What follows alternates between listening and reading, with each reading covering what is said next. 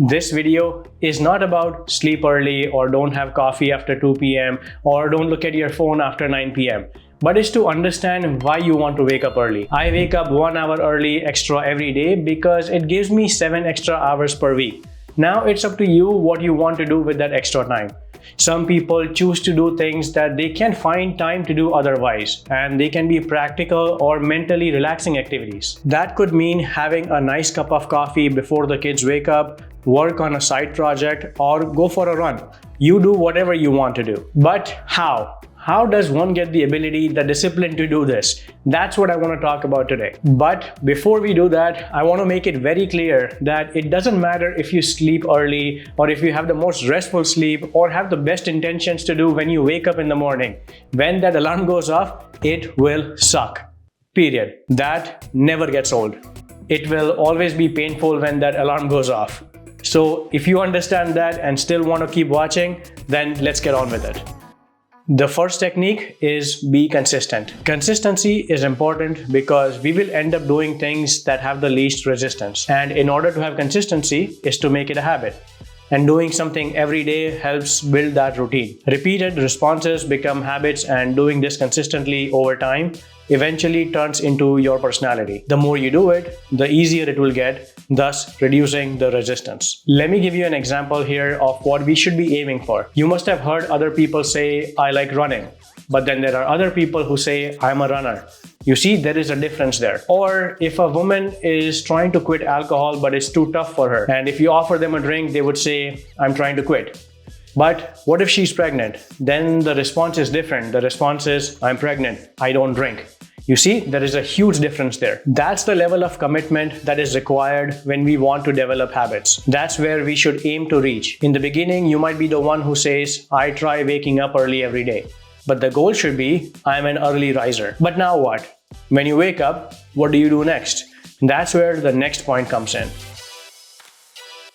Do something you enjoy. I'm a huge breakfast lover. So if I have to wake up early and head straight to the gym, I really have to fight my urges. I tried that a few days, but I always gave up. That's why I made a slight change in the routine. Now I spend my time slowly making breakfast, listening to a podcast I enjoy, watching 15 minutes of TV while I eat. Yes, I watch TV at 5:30, 6 a.m. But at least now it means that I am doing something every day that I actually enjoy. I absolutely despise rushing in the morning. I have friends who spend 30 minutes between the time they wake up and leave for work. But if you do that, doesn't that mean that you are reactive to other people's priorities? I don't know. That's what I feel. The point is to make a morning routine that is well balanced between something you want to do and something you need to do. And that will make it more manageable. If you make a routine that has practical and mental benefits, but also pair it with something that is enjoyable for you, then it's more likely that you are going to stick with it. But on top of this, the process will get even easier if you avoid decision fatigue. Another way of saying this is plan the morning the night before. Don't underestimate the power of a common man.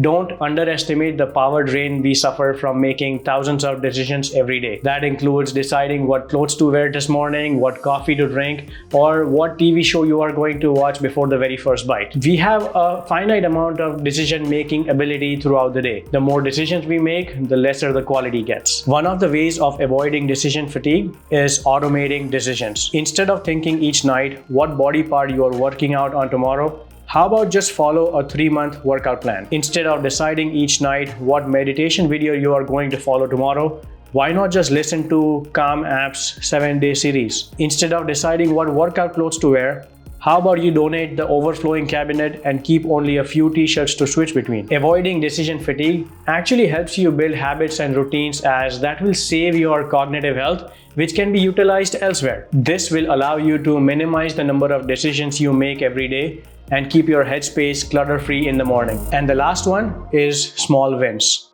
Aiming for small wins gives you an additional way of bringing in motivation. You want to be a runner?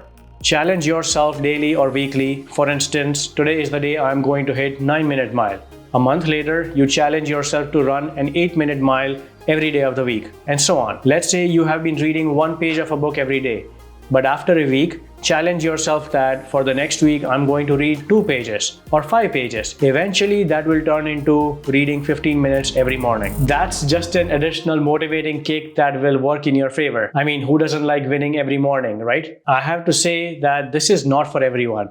If you think you work best at nights, then there is no point in attempting this. Or if you're someone who has to be at work by 6:30 or 7 o'clock and you are already waking up at 5, then what are you going to do? Wake up at 3:30, 4? No. So just keep that in mind. But if you want to build a habit of waking up early because you think that you can benefit from this, then these are my recommendations. Try to make it more enjoyable and entertaining while ensuring that you are not draining yourself with daily decisions throughout the day. The way you make sure that you set that alarm at night is to know that there is a small win waiting for you the next day. Hope you can put this into practice. If there are any other recommendations that other viewers can learn from, definitely message in the comments below. I actually made a video about how not to set up a morning routine a while back. If you are interested, check that one out too. I'll see you in the next one. Cheers.